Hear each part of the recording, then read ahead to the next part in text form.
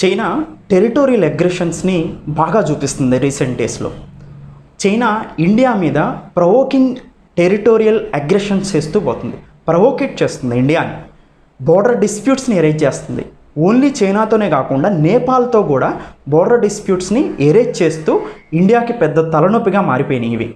India తన పరిధిలోనే తాను ఉంటూ బోర్డర్స్ రోడ్స్ ఆర్గనైజేషన్ అనే సంస్థ 2015 నుంచి విస్తృతంగా లైన్ ఆఫ్ యాక్చువల్ కంట్రోల్కి ఇటువైపే, అంటే మన లైన్ ఆఫ్ యాక్చువల్ కంట్రోల్ని గౌరవిస్తూనే ఇటువైపే మన టెరిటరీలోనే మనం రోడ్స్ని నిర్మించుకుంటున్నాం. అది కాలాపానీ టెరిటరీలో కానీ, ఇండియాకి నేపాల్కి మధ్యలో ఉన్న కాలాపానీ కానీ, సుస్తా కానీ, లేదా ఇండియాకి చైనాకి మధ్యలో ఉన్నటువంటి అక్షయ్ చిన్ ఏరియాలో కానీ బోర్డర్స్ రోడ్స్ ఆర్గనైజేషన్ BRO అనేది రోడ్స్ని కన్స్ట్రక్షన్ చేస్తుంది. ఈ రోడ్స్ కన్స్ట్రక్షన్ చేయటమే చైనా అగ్రెసివ్గా ముందుకు రావడానికి కారణం. ఎందుకంటే ఇండియా గనక సరిహద్దు భూభాగాల్లో రోడ్స్ని కనుక కన్స్ట్రక్షన్ చేస్తే ఆర్మీని వార్ సిచ్యువేషన్ పరిస్థితి వచ్చినప్పుడు బాగా ఈ ఆర్మీని మొబిలైజ్ చేసి స్పీడ్గా అటాక్ చేయడానికి అవకాశం ఏర్పడుతుంది ఇండియన్ ఆర్మీకి.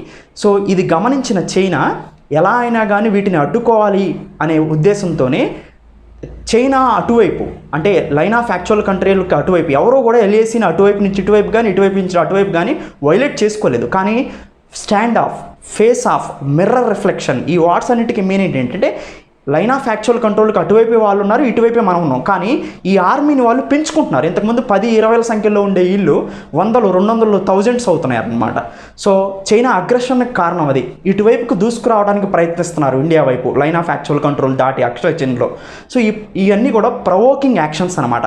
ఈ ప్రవోకింగ్ యాక్షన్ ఎందుకు చేస్తుంది అని మనం గమనిస్తే సింపుల్. బోర్డర్స్ రోడ్స్ ఆర్గనైజేషన్ అనేది రోడ్స్ని 2015 తర్వాత విస్తృతంగా కన్స్ట్రక్షన్ చేస్తూ ఆర్మీని వార్ లైక్ సిచ్యువేషన్ వచ్చినప్పుడు బాగా స్పీడ్గా మొబిలైజ్ చేయడానికి అవకాశం ఉంటుంది అనమాట రోడ్స్ ఉంటే. మనం 1962లో కూడా మనం వార్లో ఓడిపోవడానికి గల ముఖ్యమైన కారణాలు కూడా అన్వేషిస్తే మనం స్పీడ్గా మొబిలైజ్ అవ్వడానికి సరైన రోడ్స్ మనకు దొరకలేదు. కానీ చైనీస్ ఎప్పటి నుంచో కూడా ఈ బోర్డర్స్ రోడ్స్ని కన్స్ట్రక్షన్ చేస్తూ ఎప్పుడో కన్స్ట్రక్షన్ చేసుకుంది. కానీ మనం ఇప్పుడు కన్స్ట్రక్షన్ చేస్తుంటే మాత్రం అగ్రెసివ్ యాక్షన్స్కి వస్తుందన్నమాట. అయితే ఇండియాకి చైనాకి మధ్యలో ఉన్నటువంటి బోర్డర్ డిస్ప్యూట్స్, దాంతోపాటు ఈ బోర్డర్ డిస్ప్యూట్స్తో పాటుగా నేపాల్ని కూడా ప్రొవోకేట్ చేసి కాలాపానీ టెరిటరీ మీద, సుస్తా టెరిటరీ మీద నేపాల్ క్లెయిమ్స్ని రేజ్ చేస్తూ ఇండియా దగ్గర నుంచి ఈ టెరిటరీస్ని క్లెయిమ్ చేయమని నేపాల్ని ప్రొవోకేట్ చేస్తూ వాళ్ళ ఓన్ పొలిటికల్ మ్యాప్లో కూడా ఈ కాలాపానీ టెరిటరీని వాళ్ళ ప్రదేశంగా చూపించుకోవడం జరిగింది. ఈ కాలాపానీలోనే లిపులేక్ పాస్ కానీ, లింపియాదురా కానీ ఉంటాయన్నమాట. దీని గురించి పూర్తిగా నేను ఒక వీడియో చేశాను, దీని గురించి పైన చూడండి, లింక్ నేను డిస్క్రిప్షన్లో ఇస్తాను లేదా లింక్లో కూడా ఇస్తున్నాను. దాంతోపాటు ఇప్పుడు ఇండియాకి చైనాకి మధ్యలో బోర్డర్ డిస్ప్యూట్స్ని మనం గమనిస్తే దాదాపుగా 3 సెక్టార్స్ బోర్డర్ డిస్ప్యూట్స్గా ఉంటాయి ఇండియాకి చైనాకి. నేను ఈ మొత్తం ఇండియాకి చైనాకి మధ్యలో 4057 కిలోమీటర్లు మనకి బోర్డర్ ఉంది. ఈ 4057 కిలోమీటర్స్లో ఎన్ని స్టేట్స్తో పంచుకుంటుంది అంటే జమ్మూ కాశ్మీర్, హిమాచల్ ప్రదేశ్, ఉత్తరాఖండ్, తర్వాత సిక్కిం, తర్వాత అరుణాచల్ ప్రదేశ్, ఈ స్టేట్స్తో పంచుకుంటుంది. సో ఈ 5 స్టేట్స్తో పంచుకుంటున్నటువంటి బోర్డర్ ఏరియా అనేది దాదాపుగా 4057 కిలోమీటర్స్. ఈ 4057 కిలోమీటర్లలో దాదాపుగా 3400 కిలోమీటర్ల వరకు కూడా బోర్డర్ డిస్ప్యూట్ ఉంది మనకి చైనాతో. దాన్ని 3 భాగాలుగా విభజించాం. ఈ మ్యాప్లో మీరు చూస్తే ఈస్టర్న్ సెక్టార్, ఈ ఈస్టర్న్ సెక్టార్లో దాదాపుగా 1325 కిలోమీటర్లు భూటాన్ సరికి దగ్గర నుంచి, సిక్కిం దగ్గర నుంచి అరుణాచల్ ప్రదేశ్ వరకు ఈ 1325 కిలోమీటర్స్ స్ట్రెచ్ ఏదైతే ఉందో ఇది బోర్డర్ డిస్ప్యూట్, ఈస్టర్న్ సెక్టార్గా చెప్తాం దీన్ని. సో ఇది మెక్మోహన్ లైను, అంటే ఇండియాకి చైనాకి మధ్యలో ఉన్నటువంటి టెరిటోరియల్ మార్కెటెడ్ లైన్ అనమాట. ఇది McMahon line, divide line. So ఈ అరుణాచల్ ప్రదేశ్ అనేది మొత్తం కూడా చైనా తందంటుంది, కానీ ఇప్పుడు మాత్రం ఇండియా కంట్రోల్లో అరుణాచల్ ప్రదేశ్ ఉండింది. తర్వాత ఈ అరుణాచల్ ప్రదేశ్లో ఉన్న తవాంగ్ ఏరియా ఉంటుంది. ఈ తవాంగ్ని దలైలామా విజిట్ చేసి, ఈ తవాంగ్ ఏరియాని విజిట్ చేసినప్పుడు అరుణాచల్ ప్రదేశ్ మొత్తం ఇండియా ఇంటిగ్రల్ పార్ట్ అని చెప్పినప్పుడు మనకు ఒకసారి చైనా అగ్రెసివ్గా రియాక్షన్స్ చూసాం మనం. దాంతోపాటు భూటాన్కి సంబంధించిన ఒక ఏరియా ఉంది ఇక్కడ మీరు చూస్తే, దాన్ని డోక్లాం అంటారు. సో ఈ డోక్లాం అనేది ట్రై జంక్షన్ ఇండియాకి, భూటాన్కి, చైనాకి. కానీ ఈ డోక్లాం ఏరియా మొత్తం భూటాన్ సరిహద్దుల్లో ఉంది, భూటాన్ ఏరియాగా ఉండింది. దీంట్లో రోడ్స్ కన్స్ట్రక్షన్ చేయడానికి, దీన్ని క్లెయిమ్ చేయడానికి చైనా ఆర్మీ వచ్చిందనమాట. అప్పుడు ఇండియా సహాయం భూటాన్ కోరినప్పుడు ఇండియా స్టాండ్ ఆఫ్ అయింది, ఫేస్ ఆఫ్ అయింది. సో మిర్రర్ రిఫ్లెక్షన్ చూపించింది, అంటే అటువైపు వాళ్ళు ఉంటారు, ఇటువైపు మనం ఉంటాం, వాళ్ళు ఇటువైపు రాకుండా చూస్తాం. దీన్నే ఫేస్ ఆఫ్గా చెప్తాం అనమాట, దీన్నే స్టాండ్ ఆఫ్గా చెప్తాం. అలా ఉండి డోక్లామ్ ఇష్యూని 2017లో కూడా ఒకసారి రైజ్ అయింది. అప్పుడు కూడా చైనా అగ్రెసివ్ యాక్షన్స్ మనం చూసాం. సో దీనంతటికీ కారణం ఏంటంటే ఇండియాని కంట్రోల్ చేయడం కోసం ఈ బోర్డర్స్లో అనేక రకాలైన డిస్ప్యూట్స్ని, కొత్త డిస్ప్యూట్స్ని, పాత డిస్ప్యూట్స్ని ఎరేజ్ చేస్తూ చైనా అగ్రెసివ్గా ముందుకెళ్తుంది. సెంట్రల్ సెక్టార్ 545 కిలోమీటర్స్ ఉంది. ఇక్కడ మీరు అబ్జర్వ్ చేస్తే ఇది ఉత్తరాఖండ్కి హిమాచల్ ప్రదేశ్కి ఉన్నటువంటి డిస్ప్యూటే central sector dispute. Himachal Pradesh, ఉత్తరాఖండ్లో ఆ రెడ్గా ఉన్న ఏరియాస్ అన్నీ కూడా ఈ సెంట్రల్ సెక్టార్ డిస్ప్యూట్. ఇప్పుడు ప్రజెంట్ డిస్ప్యూట్ మనం చూస్తే ఈ వెస్టర్న్ సెక్టార్లో నెలకొని ఉంది. ఈ వెస్టర్న్ సెక్టార్లో అక్షయ్ చిన్ అని ఉంది కదా, ఈ అక్షయ్ చిన్ రెడ్ ఏరియా మొత్తం, ఇది మొత్తం ఇప్పుడు చైనా ఆక్యుపేషన్లో ఉంది. కానీ ఇండియా ఏం చెప్తుందంటే ఈ ఏరియా మొత్తం జమ్మూ కాశ్మీర్లో భాగంగా చెప్తుంది. లద్దాఖ్కి పక్కనగా ఉందన్నమాట. ఈ లద్దాఖ్కి ఇది ఈస్టర్న్ వైపు ఉన్న ఈ పార్ట్ మొత్తం అక్షయ్ చిన్. ఈ అక్షయ్ చిన్ మొత్తం జమ్మూ కాశ్మీర్లో భాగంగా చెప్తుంది మనం. కానీ వాళ్ళు జిన్జియాంగ్ ప్రావిన్స్గా చెప్తూ వాళ్ళ పరిపాలనలో ఉంది. అంటే వెస్ట్రన్ సెక్టార్లో ఉన్న ఈ అక్షయ్ చిన్ ఏమో చైనా కంట్రోల్లో ఉంది, కానీ ఇండియా క్లెయిమ్ చేస్తుంది. ఈస్టర్న్ సెక్టార్లో ఉన్న ఈ అరుణాచల్ ప్రదేశ్ ఏమో ఇండియా కంట్రోల్లో ఉంది, చైనా తందంటుంది.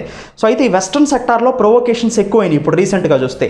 ఈ వెస్ట్రన్ సెక్టార్ మ్యాప్ని కొంచెం లోపలికి వెళ్తే మనం, సో మీరు ఇప్పుడు చూసే మ్యాపు వెస్ట్రన్ సెక్టార్ని మనం అక్షయ్ చిన్ భూభాగం మొత్తం, ఈ అక్షయ్ చిన్కి లద్దాఖ్కి మధ్యలో ఉన్న ఈ రెడ్ లైన్ ఏదైతే ఉందో ఇది లైన్ ఆఫ్ యాక్చువల్ కంట్రోల్ అనమాట. ఈ లైన్ ఆఫ్ యాక్చువల్ కంట్రోల్ కొంచెం కొంచెం జరుపుకుంటూ వచ్చింది. మీరు ఈ వైట్ లైన్ ఏదైతే ఉందో ఈ వైట్ లైను బ్రిటిష్ వాళ్ళు మార్కెట్ చేసిన లైను. అక్కడ నుంచి 1962 వారు జరిగినప్పుడు జరుగుతూ ఉన్న క్రమంలోనే మనం చూసి ఆరెంజ్ లైన్ వరకు వచ్చారు. దాని తర్వాత ఆరెంజ్ లైన్ని క్రాస్ చేసి రెడ్ లైన్ వరకు వచ్చారు. అంటే రెడ్ లైన్కి అటువైపేమో అక్షయ్ చిన్ వైపేమో చైనీస్ ఆర్మీ ఉన్నారు, ఈ రెడ్ లైన్కి లద్దాఖ్ వైపేమో ఇండియన్ ఆర్మీ స్టాండ్ ఆఫ్ ఉంటారనమాట. సో ఇప్పుడు మనం కారకోరం పాస్ నుంచి, అంటే దౌలత్ బేగ్ ఓల్దీ నుంచి డిబిఓ అంటారు దాన్ని, ఆ డిబిఓ మీదుగా Galwan valley, Galwan river valley ఇది. ఇప్పుడు ప్రజెంట్ ఈ గాల్వాన్ రివర్ వ్యాలీ దగ్గర డిస్ప్యూట్ జరుగుతుంది, ప్రొవోకేషన్స్ జరుగుతుంది. ఈ గాల్వాన్ రివర్ వ్యాలీ మీదుగా తర్వాత ప్యాంగాంగ్సో లేక్, ఈ ప్యాంగాంగ్సో లేక్ మీదుగా కింద వైపుకి మనం రోడ్స్ని కన్స్ట్రక్షన్ చేస్తున్నాం. ఎవరు? Borders Roads Organisation. ఇది చైనాకి పెద్ద ఇబ్బందిగా మారింది. ఈ రోడ్స్ని కన్స్ట్రక్షన్ చేస్తుంటే ఈ రెండు ఏరియాల్లో ఇప్పుడు గాల్వాన్ రివర్ వ్యాలీ దగ్గర, తర్వాత ప్యాంగాంగ్సో లేక్ దగ్గర ప్రొవోకేషన్స్ చేస్తున్నారు. ముందు ప్యాంగాంగ్సో లేక్ చూద్దాం. ఈ ప్యాంగాంగ్సో లేక్ చూస్తే మీకు రెడ్ లైన్ యువతలో ఉన్నటువంటి ఈ 135 కిలోమీటర్స్ లెంత్ ఉంటుంది. ఇది ఈ 135 కిలోమీటర్స్ లెంత్ దగ్గరలో రెడ్ లైన్కి యువతలో ఉన్నటువంటిది 45 కిలోమీటర్స్లో. ఈ 45 కిలోమీటర్స్ ఏరియా ఇండియా బోట్స్తో ఆ లేక్లో వాళ్ళు ప్రొవోకేట్ చేయకుండా ఇటువైపు రాకోకుండా మన వాళ్ళు ఉంటారు. వాళ్ళు కూడా ఈ 45 కిలోమీటర్స్ అవతల అక్షయ్ చిన్ లోపలికి, లద్దాఖ్ లోపలికేమో మనం బోట్స్తో మనం ప్రహారంగా ఉంటాం, వాళ్ళు అటువైపు ఉంటారు. సో ఇప్పుడు వాళ్ళు బోట్స్తో ఇటువైపు రావడానికి ప్రయత్నం చేస్తున్నారు. ప్యాంగాంగ్సో లేక్ మొత్తాన్ని వాళ్ళు క్లెయిమ్ చేయడానికి ప్రయత్నం చేస్తున్నారు.